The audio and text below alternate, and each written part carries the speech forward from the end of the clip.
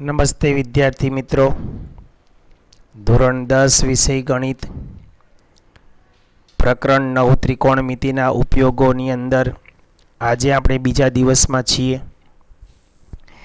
અત્યાર સુધી આપણે ઉચ્છેદ કોણ અને અવક્ષેદ કોણ સમજ્યા અને તેને લગતા ચેપ્ટર 8ના ટોપિક 2 આધારિત ગુણોત્તર અને વિધેયો અને કોષ્ટકનો ઉપયોગ કરીને આપણે 3 ઉદાહરણ પણ સમજી ગયા. હવે આપણે સ્વાધ્યાય 9.1 પ્રશ્ન પહેલો છે. સર્કસના તંબુમાં જમીન સાથે શિરોલંબ સ્થિતિમાં રહેલા થાંભલાની ટોચથી જમીન સાથે ખેંચીને બાંધેલા 20 મીટર લાંબા દોરડા ઉપર કલાકાર ચડી રહ્યો છે. મિત્રો, અહીંયા આકૃતિ તમને રકમમાં આપી દીધી છે, પરંતુ પરીક્ષામાં જરૂરી નથી કે તમને આપે. તો આ જે એ અને બી છે એ તમારો થાંભલો છે, બરાબર. એ બી એ થાંભલો છે અને એસી એ દોરડું છે. આ રીતે દોરડું બાંધેલું છે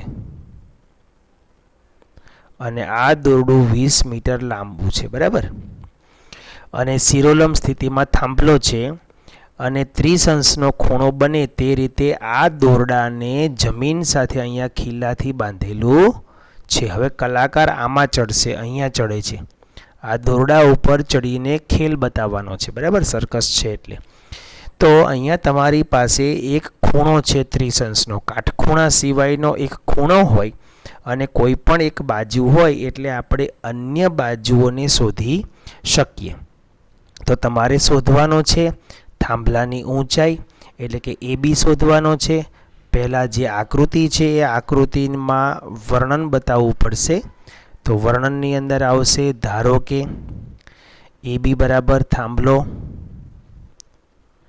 એ બી બરાબર થાંભલાની ઊંચાઈ એમ પણ તમે લખી શકો, અથવા એ બી બરાબર થાંભલો એમ લખી શકો. થાંભલાની ઊંચાઈ આપણે શોધવાની છે એટલે ત્યાં પ્રશ્નાર્થ ચિહ્ન કરીશું. એસી બરાબર દોરડાની લંબાઈ,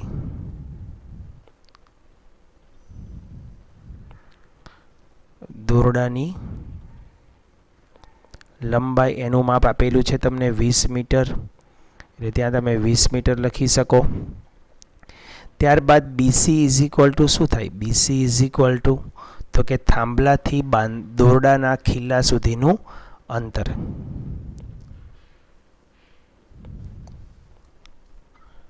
થાંભલાથી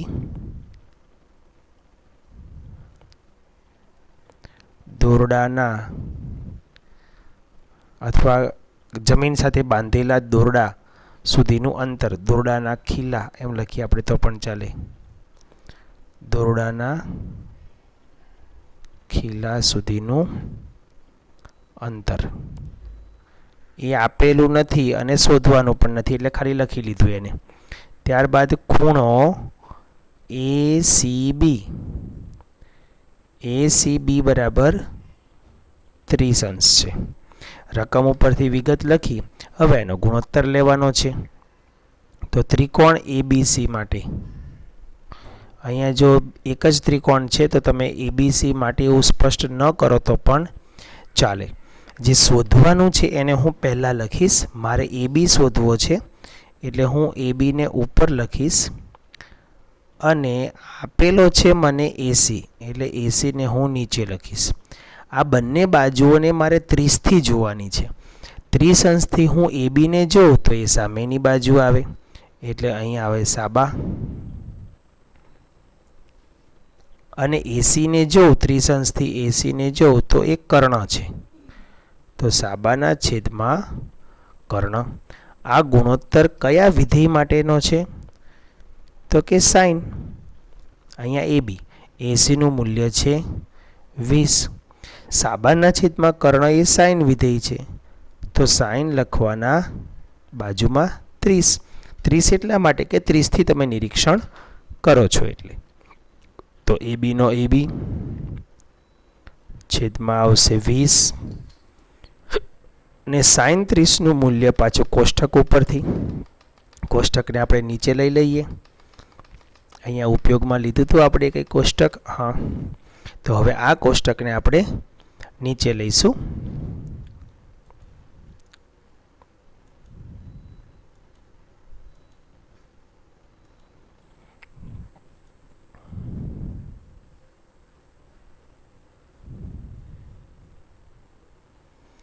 આપણે જે આજે બીજા દિવસની જે રકમો છે બધાની અંદર પાછો આ કોષ્ટકની ઉપયોગિતા આવશે, એટલે આપણે કોષ્ટકને નીચે લઈ લઈએ અને દરેક દાખલાની બાજુમાં રાખીશું. બરાબર.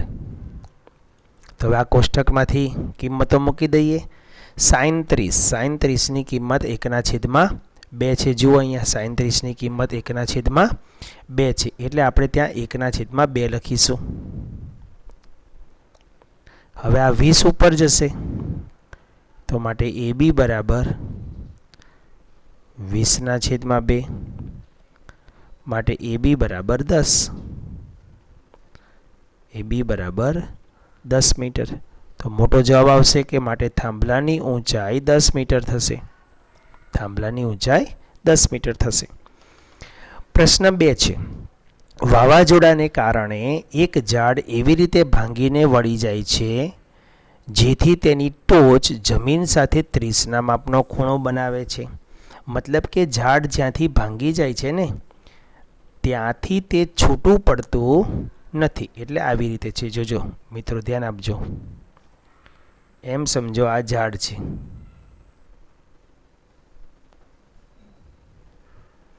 બરાબર. આ એનો ઉપરનો ટોચવાળો ભાગ. એટલે આ AB એ ઝાડ થશે. પાંદડાને ડાળીઓ બીજી બતાવતા નથી, ખાલી મુખ્ય થડ બતાવી છે. બરાબર. આસોપાલવનું ઝાડ છે એમ સમજી લેવાનું. હવે એ ઝાડ આ જગ્યાએથી તૂટી જાય છે. આ બિંદુને નામ આપી દઈએ આપણે C. તો આ ભાગ તૂટીને આ રીતે આવી જાય અહીંયા, તો એ આ રીતે આવશે. જો તૂટીને પડે, છૂટો પડી જતો નથી. સમજાઈ ગયું? તો આ જે છેડો છે એ અહીંયા આવી ગયો. હવે તો આ જે છેડો છે એ હવે B' થઈ જશે. આ જે ઉપર B હતો એ C છેડેથી તૂટી ગયો એટલે B' થઈ ગયો. અને એ આ જમીન સાથે આ છેડો કેટલા માપનો ખૂણો બનાવે છે? તો કે 30 માપનો ખૂણો બનાવે છે, એટલે કે 30 અંશ થશે. અને ઝાડની જમીનને સ્પર્શતી ટોચ એટલે આ B' અને ઝાડના થડ એટલે કે A વચ્ચેનું અંતર 8 મીટર છે, એટલે આ 8 મીટર આવશે. એટલે એક માપ આવી ગયું ને, એક ખૂણો આવી ગયો. હવે આપણે AC અને B' અથવા AB' અને C ત્રિકોણ જોવાનો છે. ધ્યાન આપજો. આ ઉપરનો ભાગ આપણે પછી લઈશું. તો ઝાડની ઊંચાઈ શોધો. હવે જો ઝાડની ઊંચાઈ શોધવી હોય તો આપણે AC ને પણ શોધવો પડે અને આ BC ને પણ શોધવો પડે. પણ BC તો તૂટીને આવી ગયો અહીંયા, એટલે તમે આ B'C શોધી લો ને, એ જ BC થશે. બરાબર. તો ધારો કે કરીને જે વિગત લખવાની છે તે સમજાવી દઈએ. ધારો કે AB બરાબર ઝાડની ઊંચાઈ, આખી AB, હો ધ્યાન આપજો. AB બરાબર ઝાડની ઊંચાઈ C બિંદુથી ભાંગી જાય છે. C બિંદુથી ભાંગીને વળી જાય છે. ધ્યાન આપજો, વળી જાય છે, પડી જતું નથી, વળી જાય છે. માટે BC જેટલો થાય એટલો જ B'C થાય. ઓકે. ત્યારબાદ AB' ઇઝ ઇક્વલ ટુ શું છે? AB' ઇઝ ઇક્વલ ટુ ટોચ અને થડ વચ્ચેનું અંતર. ટોચ અને થડ વચ્ચેનું અંતર.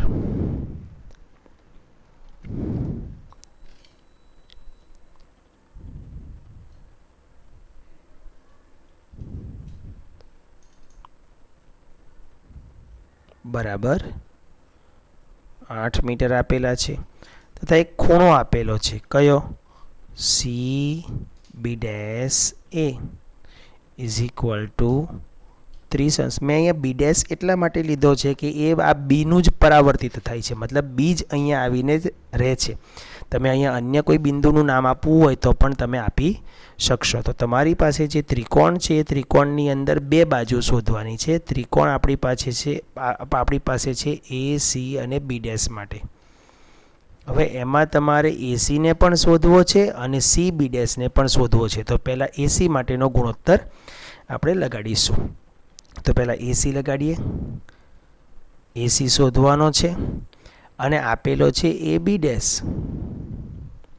જે શોધવાનો છે તેને ઉપર લખવાનો છે, આપેલો છે તેને નીચે લખવાનો છે અને નિરીક્ષણ કરવાનું છે આ થીટાથી. તો 30 અંશથી તમે નિરીક્ષણ કરશો તો AC એ સામેની બાજુ થશે અને AB ડેશ એ તમારી પાસેની બાજુ થશે. તો અહીંથી સાબા અને છેદમાં આવશે પાબા. સાબા અને પાબા એટલે કયું વિધેય થાય? tan થાય. તો અહીં લખીશું આપણે tan અને થીટાની જગ્યાએ લખીશું 30 અંશ. હવે એસીનું મૂલ્ય કેટલું છે તો કે એ આપણે શોધવાનું છે અને એ બી ડેશનું મૂલ્ય કેટલું છે તો કે 8. માટે AC બરાબર આ 8 આ બાજુ આવશે. પહેલાં હજી એસીના છેદમાં 8 લખીએ. હવે tan 30ની કિંમત કેટલી છે તો પાછું કોષ્ટક જોઈ લઈએ. tan અને 30 એકના છેદમાં વર્ગમૂળમાં 2 વર્ગમૂળમાં 3 આપણે એને નીચે જ લઈ લઈએ.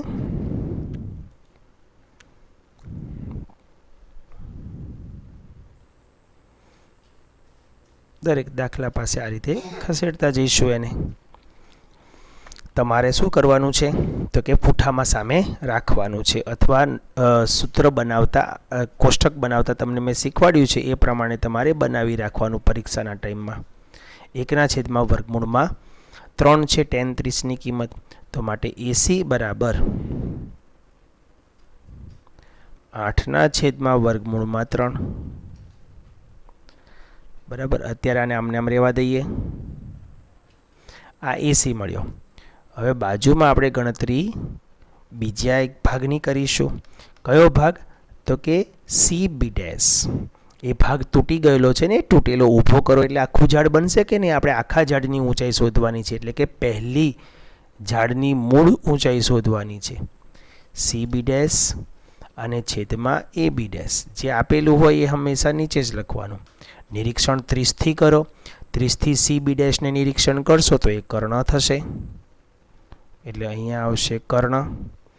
અને AB ડેશને નિરીક્ષણ કરશો એટલે એ આવશે પાબા. હવે કર્ણના છેદમાં પાબા એટલે કયો ગુણોત્તર આવે? પાબાના છેદમાં કર્ણ કોસનો છે તો કર્ણના છેદમાં પાબા એ સેકનો થાય ને. તો અહીંયા આવશે sec 30 અને CB ડેશ ના છેદમાં AB ડેશનું મૂલ્ય 8 છે. તો CB ડેશ છેદમાં 8 બરાબર sec 30. sec 30નું મૂલ્ય શું આવશે? sec 30નું મૂલ્ય છે 2ના છેદમાં વર્ગમૂળમાં 3. 2ના છેદમાં વર્ગમૂળમાં 3. માટે CB dash is equal to 8 ઉપર જશે તો 8 દુ 16 છેદમાં વર્ગમૂળમાં 3. આ કયું મૂલ્ય મળ્યું? CB dash. ઓકે. હવે તમારે આખું ઝાડ શોધવું છે. જો આખું ઝાડ શોધવું હોય તો એમાં AC અને CB ડેશનો શું થાય? સરવાળો. તો માટે તમે નીચે ગણતરી કરીને લખી શકો. માટે ઝાડની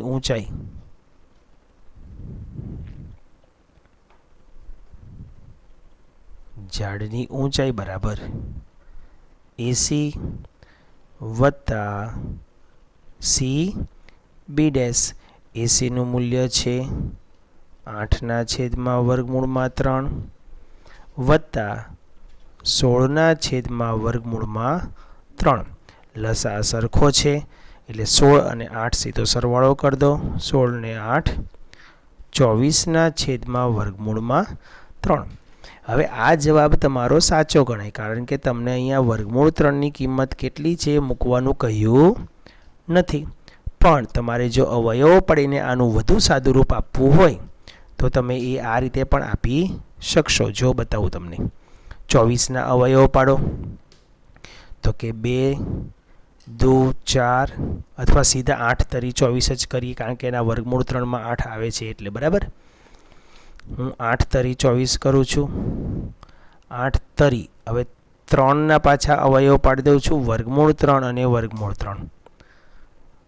3ના અવયવ વર્ગમૂળ 3 ને વર્ગમૂળ 3 પડે ને, અને છેદમાં વર્ગમૂળ 3. એક વર્ગમૂળ 3 ઉડી ગયો તો જવાબ તમારો આવશે 8 વર્ગમૂળ 3 મીટર. આ જવાબ પણ ચાલે. અને અહીંયા 0.58 વડે 24ને ગુણ નાખો અથવા 1.73 સાથે 8ને ગુણ નાખો તો પણ તમારો જવાબ ફિક્સ થઈ જશે અને તમે એ રીતે મોટો જવાબ પણ લખી શકશો. પ્રશ્ન નંબર 3 જોઈએ. એક ઠેકેદારે બાળકોને રમવા માટે બગીચામાં 2 લપસણી લગાવવાની છે. 2 લપસણી એટલે 2 કાટકોણ ત્રિકોણ આવશે.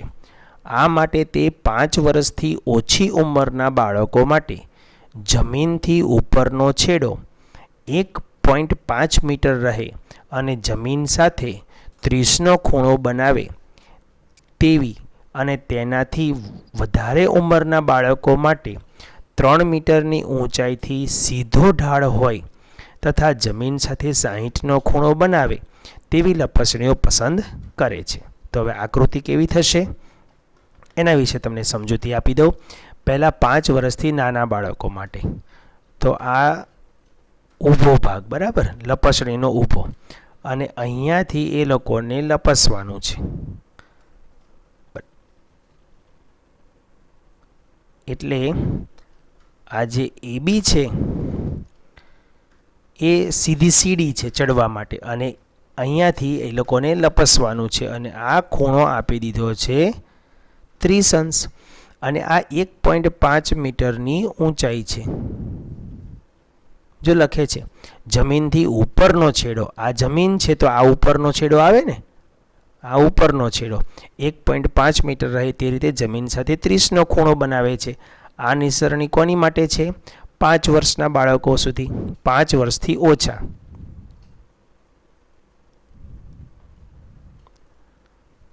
વર્ષથી ઓછી ઉંમરવાળા માટે આ આવશે અને તેનાથી વધારે 5 વર્ષથી વધારે ઉંમરવાળા માટે શું છે તો કે એની માટે જુઓ, એની માટે 3 મીટર લાંબી નિસરણી લેવાની છે. રેસીડિયા આ 3 મીટર છે અને ઢાળ આ રીતે રાખવાનો છે વધારે, મતલબ ઢાળ 60નો છે, આ ઢાળ 30નો છે અને આ ઢાળ 60નો છે. સોરી, 60નો ઢાળ થોડોક ઓછો આવશે.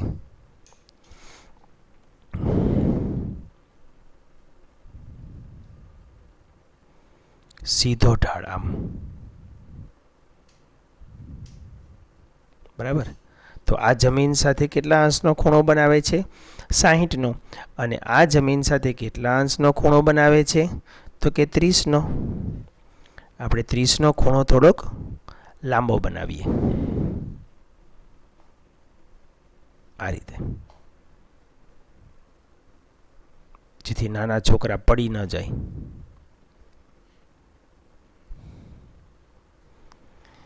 A, B અને C. હવે આ બાજુની સાઈડ આપણે બીજું નામ આપી દઈએ. PQ એ એની ઊંચાઈ થઈ અને R પાસે 60નો ખૂણો બનાવે છે અને આ ઊંચાઈ 3 મીટર આપી દેવામાં આવી છે. તો મિત્રો સેમ દાખલો છે ને, આવડે એવો છે કે નહીં? બોલો. લપસણીની તમારે ઊંચાઈ શોધવાની, લંબાઈ શોધવાની છે. એટલે શોધવાનો શું છે? BC. તો ધારો કે કરીને લખીએ. પહેલાં 2 વિગત છે એટલે દાખલા તમારે અહીંયા 2 વિભાગ પાડીને ગણવાના છે.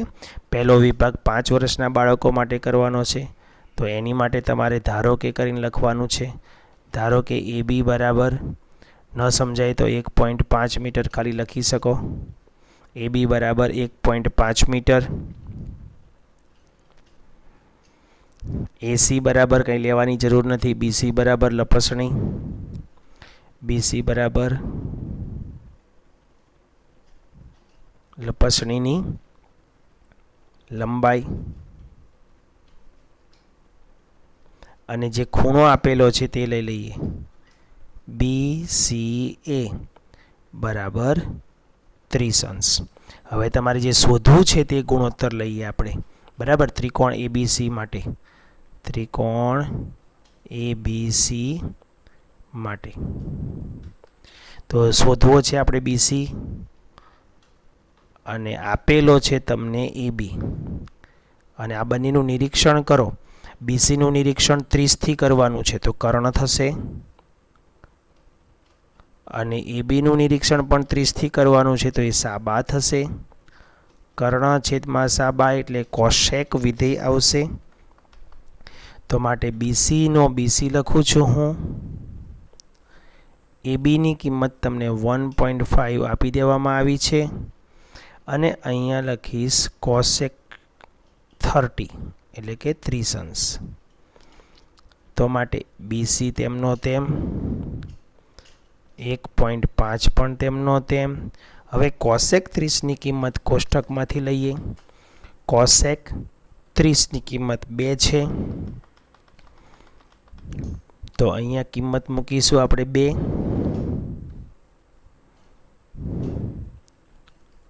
એ 2 1.5 સાથે ગુણાશે એટલે 2 બરાબર 1.5 × 2 મતલબ 1.5 3 થશે ને. તો માટે BC બરાબર 3 મીટર. તો ત્યારે નિસરણીની લંબાઈ કેટલી રાખવામાં આવશે? 3 મીટર. તો મતલબ 5 થી નાના વર્ષના બાળકો માટે, 5 થી ઓછી ઉંમરના બાળકો માટે નિસરણીની લંબાઈ આવશે 3 મીટર. તો એ રીતે તમારે હવે આ દાખલો જાતે ગણવાનો રહેશે. બરાબર, વિગત થોડીક બાજુમાં જાતે લખી દેવાની અને ગણતરી પણ એ જ રીતે કરવાની છે. આમાં QR શોધવાનો છે. ત્યારબાદ પ્રશ્ન નંબર 4.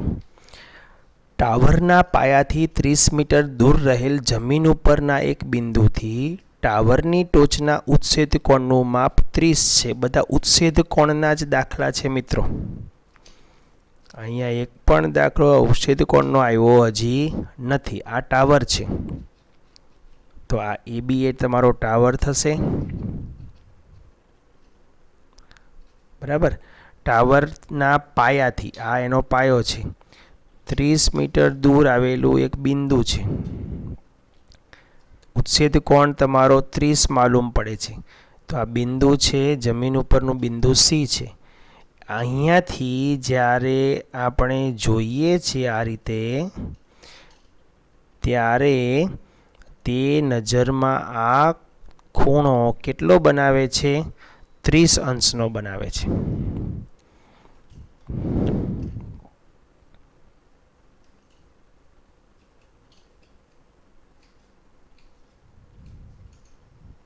અહીંનો ખૂણો 30 અંશ થાય છે. ઓકે, અને આ પાયો તમારો 30 મીટર દૂર છે. જો લખ્યું છે ટાવરના પાયાથી 30 મીટર દૂર આવેલું બિંદુ છે. તો ટાવરની ઊંચાઈ શોધવાની છે. આવડશે? વર્ણન કરવાનું છે. AB બરાબર બોલું છું, લખતો નથી, તમારે જાતે કામ કરવાનું છે. ધારો કે AB બરાબર ટાવરની ઊંચાઈ બરાબર પ્રશ્નાર્થ ચિહ્ન, AC બરાબર ટાવરના પાયાથી, લખેલું જ છે જો, AC બરાબર ટાવરના પાયાથી 30 મીટર દૂર આવેલું અથવા તો ટાવરના પાયાથી દૂર આવેલું બિંદુ બરાબર 30 મીટર. ખૂણો BCA લખવાનો. આ કાટખૂણો બતાવવાની જરૂર નથી, એ કાટખૂણો જ હોય. BCA બરાબર 90 અંશ. અહીંયા આંખ દોરી છો. આ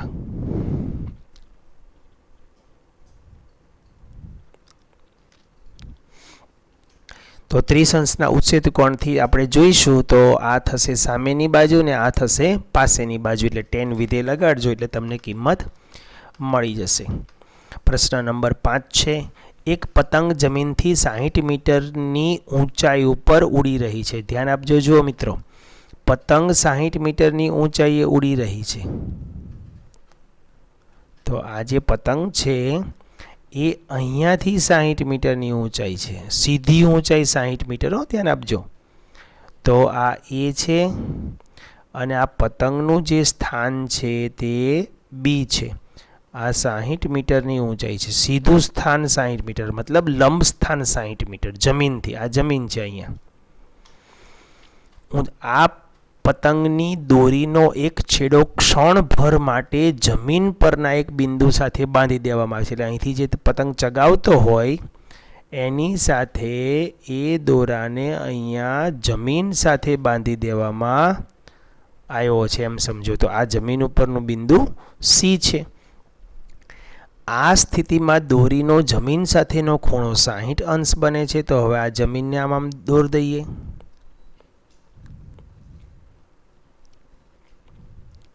અને આ સાથે જમીનનો ખૂણો, જમીન સાથે દોરીએ જમીન સાથે ખૂણો કેટલો બનાવ્યો છે? 60નો. જો દોરીમાં કોઈ ઢીલ નથી એવું માની લેવામાં આવે તો દોરીની લંબાઈ શોધવાની છે. એટલે કે તમારે શું શોધવાનું છે? બીસી શોધવાનો છે. તો ધારો કે કરીને વિગત લખતા આવડશે. ધારો કે એ બી બરાબર પતંગની જમીનથી ઊંચાઈ 60 મીટર, AC બરાબર આપણે શોધવાની જરૂરિયાત નથી, તો એના વિશે લખવાની પણ જરૂરિયાત નથી. BC બરાબર દોરીની લંબાઈ, ખૂણો BCA બરાબર 60 અંશ. હવે તમારે શોધવું શું છે? તો કે BC. જે શોધવું છે તેને ઉપર રાખીશું. આપેલું શું છે? તો કે AB, એને આપણે નીચે લઈ લઈશું. અને BCના છેદમાં AB લઈશું એટલે 60થી નિરીક્ષણ કરશો તો BC એ તમારો કર્ણ થશે અને આ તમારી સામેની બાજુ થશે. બરાબર, સામેની બાજુ, આ પાસેની બાજુ છે. તો આપણે BCને શોધવો છે ને, તો અહીંયા આવશે કર્ણ અને છેદમાં આવશે સાબા. કર્ણ અને સાબા આવે એટલે કયું વિધેય આવે? કોસેક આવે. કોસેક 16. બરાબર. હવે આગળની વિગત તમારે જાતે પૂર્ણ કરીને લખવાની રહેશે. તો અહીંયા સુધીનો તમારો આ ચેપ્ટર નંબર આગળ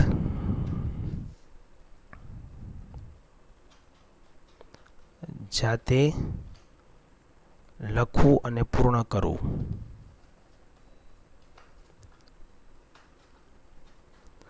અહીંની વિગત ધારો કે વાળી પણ લખવી. ધારો કે વાળી